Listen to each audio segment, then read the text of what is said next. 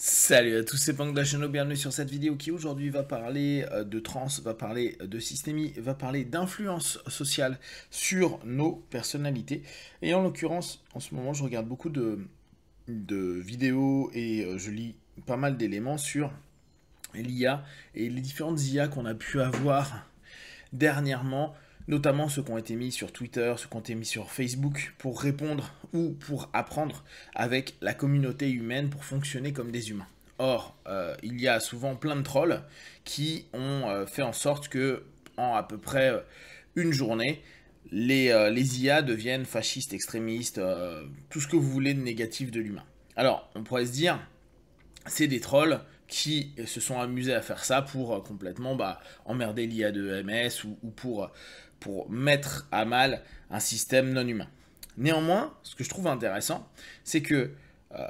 l'ensemble des perspectives qui sont mises en place quand on cherche à faire une IA, c'est de ressembler le plus possible à l'humanité et le plus possible à avoir un effet miroir à prendre en fonction des autres. Or, c'est notre façon propre à l'humain d'évoluer et d'avancer. C'est avec cette espèce de copie au départ, puis de modélisation sur autrui. Et on sait d'un point de vue neuro qu'il y a justement cette notion de faire comme les autres, comme on voit, comme on entend, comme on perçoit, qu'on va influencer notre psyché, influencer dès lors nos comportements et notre façon de vivre avec les autres. Ce qui, moi, m'intéresse toujours, vous savez que je suis un chouïa hyper misanthrope, c'est l'impact que peut avoir l'autre sur nous, le groupe sur nous, que ce soit un groupe familial, un groupe amical ou un groupe divers, le monde extérieur. On dit parfois que l'enfer c'est les autres, et ça reste très intéressant comme notion, c'était Sartre, je crois, qui disait ça. Il y a quelque chose d'assez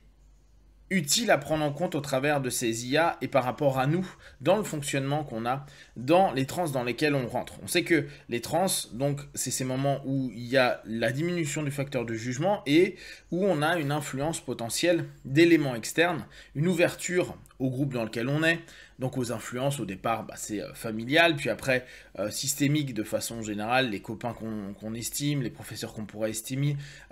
les personnes qu'on met sur un piédestal, que ce soit des stars de ciné, que ce soit des stars sportives, que ce soit maintenant des experts des réseaux sociaux. Et on va petit à petit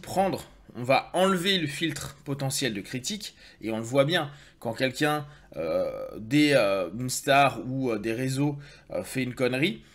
il y aura toujours des gens pour le défendre. Toujours. Et parce que le facteur de jugement et l'ensemble des histoires qui ont été racontées ou perçues ou comprises au travers de cet élément-là fait que on n'arrive pas à être hyper objectif. Et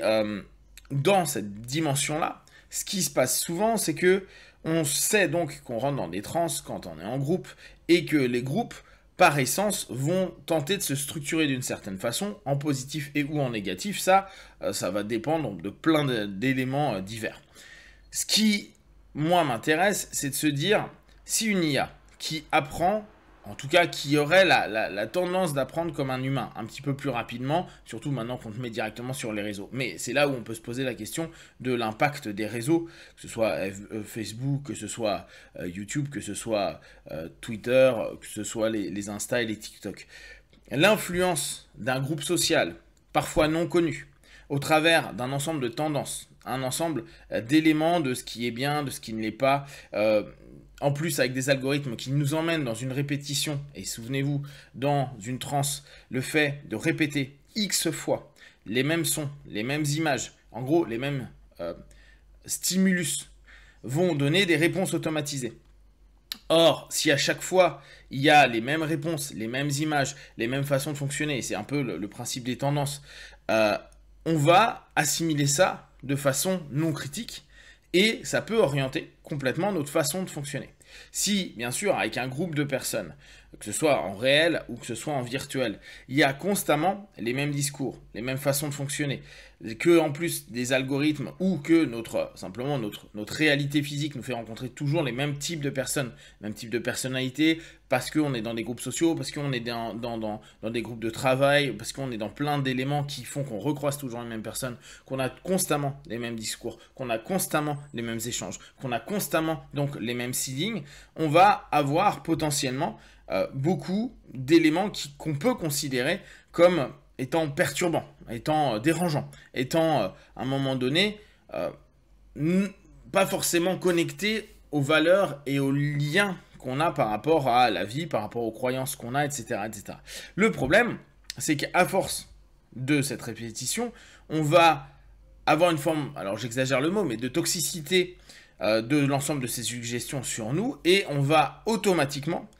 développer des réponses à ça, et des réponses qui peuvent être j'adhère à un système ou bien sûr j'ai une réactance et dans ce cas je me barre. Mais on sait très bien que vu qu'on est grégaire, qu'on commence à connaître des codes d'un ensemble, d'une communauté et de cette communauté où on a notre place, on l'a prise, où on nous l'a donnée, à un moment donné cet élément de se dire bon bah à partir de maintenant je suis dans une perspective où l'ensemble des suggestions qui me sont proposées, les groupes sociaux, professionnels me posent problème, mais j'ai ma place, mais je connais le système, donc je dépense peu d'énergie, j'ai des trans qui sont automatisés, j'arrive au boulot, je vois telle ou telle personne, j'ai les mêmes types de vannes, j'ai les mêmes types de discours, j'ai les mêmes types de conversations qui peut-être m'emmerdent, mais qui sont toujours les mêmes et donc qui me dérangent plus forcément parce que petit à petit j'ai un phénomène d'habituation et donc une diminution de la critique ou une peur de critiquer ou une peur de dire bah non moi j'adhère pas parce que ça pourrait faire ressortir du groupe, ça va teinter au fur et à mesure nos perspectives, nos valeurs, nos croyances. C'est pour ça que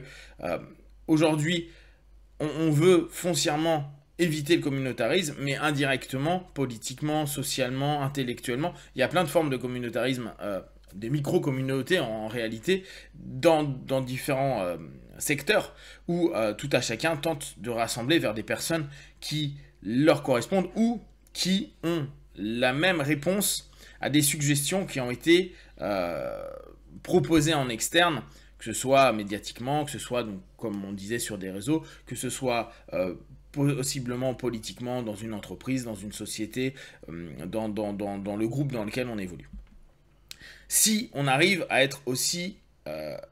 influençable, et on l'est, on a beau se dire je suis différent de façon générale,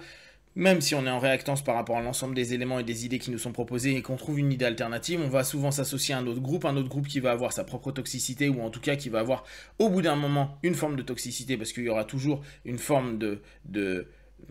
discours commun qui serait donc un ensemble de suggestions qui équivalerait à un script. Un script de façon générale en hypnose qui serait toujours le même sur tout le monde, et si on ne pense pas ou on ne répond pas à sa suggestion de la même façon, bah, on pourrait avoir l'impression d'être déjà moins bien ou que ça ne fonctionne pas ou que c'est pas bien, et donc on va faire un effort pour s'intégrer davantage, sinon on aura l'impression de se retrouver seul, et dès lors bah, la solitude et le manque de stroke, c'est-à-dire d'interaction et d'unité de reconnaissance, risque de poser problème, où on va devoir rechercher un autre groupe qui va nous demander de l'énergie, et cette demande d'énergie fait qu'il va falloir s'habituer à de nouveaux modèles, de nouvelles suggestions et de nouvelles réponses à ces suggestions, ce qui fait que on est prêt à accepter parfois une forme de toxicité, quitte à devenir soi-même toxique dans ses discours, dans sa façon de se comporter, dans les échanges qu'on va avoir avec d'autres groupes ou avec des personnes qui nous ont connus à d'autres périodes où on n'était pas en lien avec tout cette sphère-là, ces sphères-là, hein, qui varient, mais qui deviennent de moins en moins variables avec le temps, parce que le phénomène d'habituation, parce que le phénomène d'économie d'énergie, parce que bah, tout simplement l'influence de l'ensemble des suggestions sans cesse répétées, qui deviennent une réalité à un moment donné, quoi, en tout cas une perception de nos réalités, et qui fait que comme cette IA, on finit à un moment donné par être complètement absorbé par des réponses quasi automatiques, non jugées, en tout cas où le facteur de jugement est très peu présent, qui est devenu pour nous une habitude rhétorique ou une habitude sémantique ou intellectuelle, et qui pourrait choquer d'autres personnes ou mettre à mal d'autres personnes, et on s'en fout complètement, parce qu'au bout du compte, on a été préprogrammé, ou on s'est programmé de cette façon-là, on a accepté l'ensemble de ces suggestions, on n'a pas coupé, on n'a pas arrêté la transe et le lien avec ces personnes-là, et on devient possiblement aussi toxique pour un groupe de personnes que peut l'être une IA au bout d'une journée à un moment donné. Si vous avez cette sensation, cette réflexion, n'hésitez pas à le partager sur Facebook, YouTube, j'y répondrai le plus rapidement possible. Et comme d'habitude, de tout ce que je propose, ne prenez que ce qui est bon juste pour vous, tester, observer, analyser et conclure. Be one, ciao.